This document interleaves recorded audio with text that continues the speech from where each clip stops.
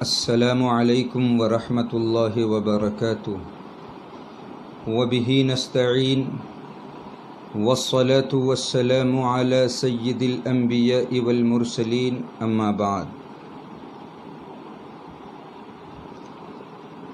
فقد قال اللہ تبارک وتعالی فی القرآن المجید والفرقان الحمید فاعوذ باللہ من الشیطان الرجیم بسم اللہ الرحمن الرحیم یا ایہا الذین آمنوا کتب علیکم الصیام کما کتب علی الذین من قبلکم لعلکم تتقون۔ عن قریب ہم تمام پر ماہ سیام جلوہ افروز ہونے والا ہے، اور اس مبارک مہینے کی تیاری کے لیے مسلمان اللہ رب العزت سے دعا کرتا ہے کہ میں اس ماہ مبارک میں اللہ کی عبادت زیادہ سے زیادہ کروں، قرآن کریم کی تلاوت کروں، صدقہ و زکوٰۃ اور نفلی عبادات کا اہتمام کروں۔ مگر اس وقت کورونا وائرس کے وجہ سے تمام عالم میں اس بیماری کے وجہ سے بڑے سخت حالات رونما ہو چکے ہیں۔ اس وقت مسلمانان ہند کو بالعموم اور ضلع ہنگولی کے مسلمانان کو بالخصوص چند باتوں کا خیال ضرور بالضرور رکھنا چاہیے۔ ہمارے ملک بھارت کے اکابر علماء عظام اور بڑے بڑے دینی مدارس نے، جیسے ازہر ہند دارالعلوم دیوبند نے اپنے لیٹر پیڈ پر ہدایتیں جاری کی ہے۔ اسی طریقے سے مفکر اسلام حضرت مولانا سید محمد ولی رحمانی حفظہ اللہ ورا اور حضرت مولانا محمد خالص سیف اللہ رحمانی دامت برکاتہم نے، اور اسی طریقے سے حضرت مولانا محمد عمرین محفوظ رحمانی عمت فیوزہم نے مسلمانان ہند کے لیے بہت سی ہدایتیں جاری کی ہے۔ ان پر ہم لوگوں کو سختی سے عمل کرنا ہے۔ آپ دیکھیے کہ رمضان المبارک کا مہینہ عنقریب آنے والا ہے۔ بہت سے غریب محلے میں ایسے ہیں جو گزشتہ لاک ڈاؤن کی وجہ سے ان کی مالی حیثیت بہت کمزور ہو چکی ہے۔ وہ پریشان ہیں کہ خدارا رمضان تو آ رہا ہے، مگر روزی کا انتظام کیسے ہوگا؟ ہم سحر و افطار میں کیا کھائیں گے؟ اصحاب خیر حضرات سے گزارش ہے، آپ ہر سال زکوٰۃ نکالتے ہیں، لیکن اس سال آپ زکوٰۃ سے اوپر مالی قربانی کا مظاہرہ کریں۔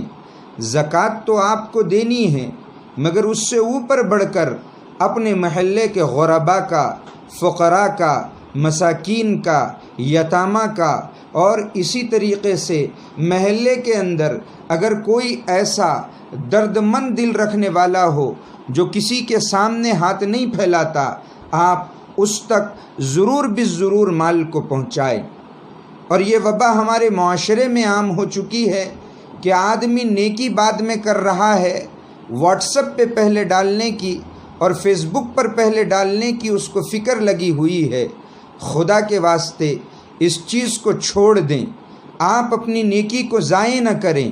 نیکی ایسی کریں جس کو اللہ کے دربار میں بطور حجت آپ پیش کر کے دعا مانگ سکیں کہ اللہ، میں نے یہ نیکی آپ کے رضا کے لیے کی تھی، آپ اس وبا کو میرے شہر، میرے گھر، میرے محلہ اور میرے ملک سے ختم فرمائیے۔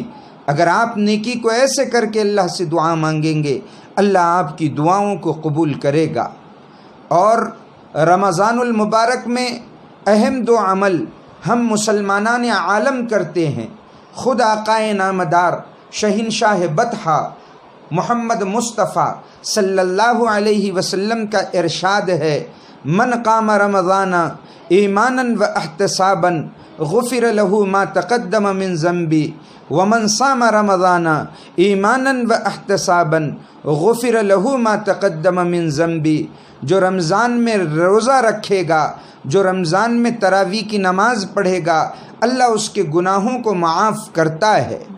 یہ رمضان المبارک کا مہینہ اللہ مجھے اور آپ کو بھوکا نہیں رکھنا چاہتا، بلکہ اللہ میرے اور آپ کے دل میں یہ درد پیدا کرنا چاہتا ہے کہ اس وقت اللہ کی بہت سی مخلوق ہیں جو مزدوروں کے شکل میں ہیں اور پلوں کے نیچے اپنی زندگی کو گزار رہے ہیں، جنہوں نے محنت کر کے ان پلوں کو بنایا۔ وقت کا پہیہ دیکھیے کیسے گردش میں آ گیا کہ وہ لوگ آج انہی پلوں کے نیچے آسرا لیے بیٹھے ہیں۔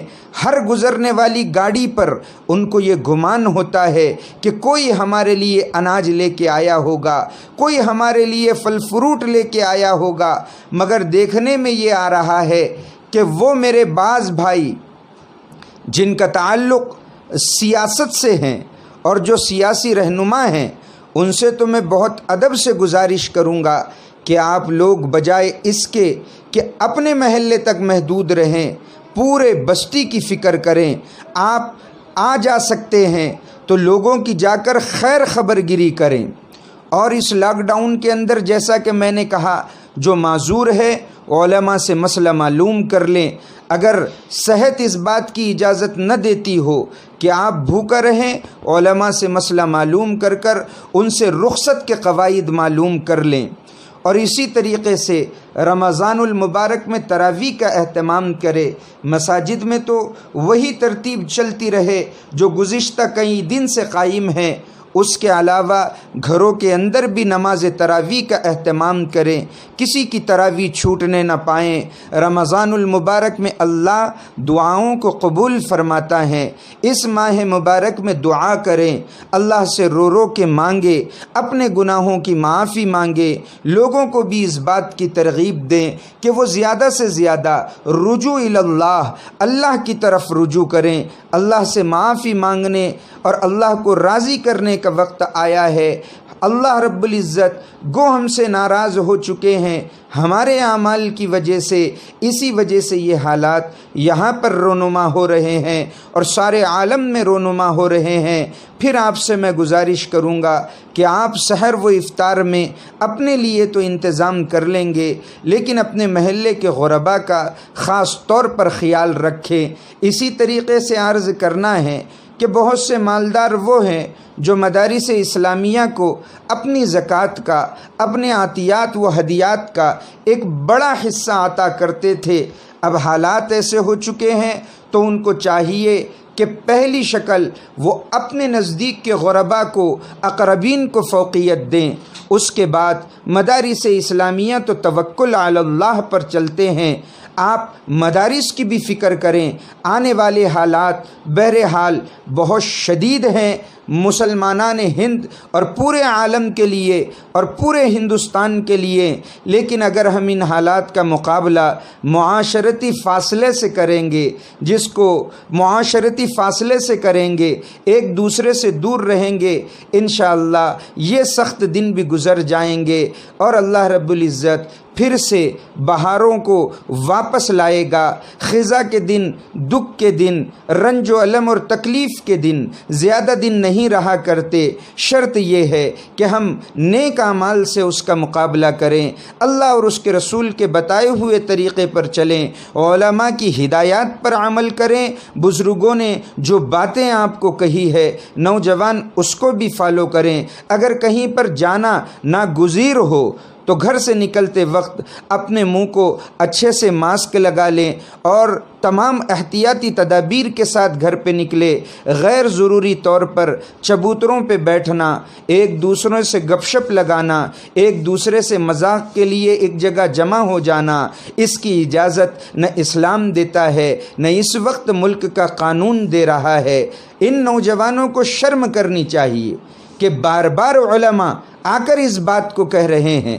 ان نوجوانوں کو سوچنا چاہیے کہ آخر ان کو کیا ہو گیا کہ بڑے لوگ جب سوشل میڈیا، الیکٹرانک میڈیا اور پرنٹ میڈیا پہ آ کے اس بات کی ہدایت دے رہے ہیں تو آپ کے لیے بالکل زیب نہیں دیتا کہ آپ اپنے گھر سے باہر نکل کر دوسروں کی زندگی کو اجیرن بنائیں اور مذہب اسلام کو بدنام کرنے میں آپ کا بھی ہاتھ ہو۔ پرنٹ میڈیا اور اسی طریقے سے الیکٹرانک میڈیا مذہب اسلام کو بدنام کیوں کر رہا ہے؟ کیونکہ آپ اسلامی ہدایات پر عمل نہیں کر رہے ہیں۔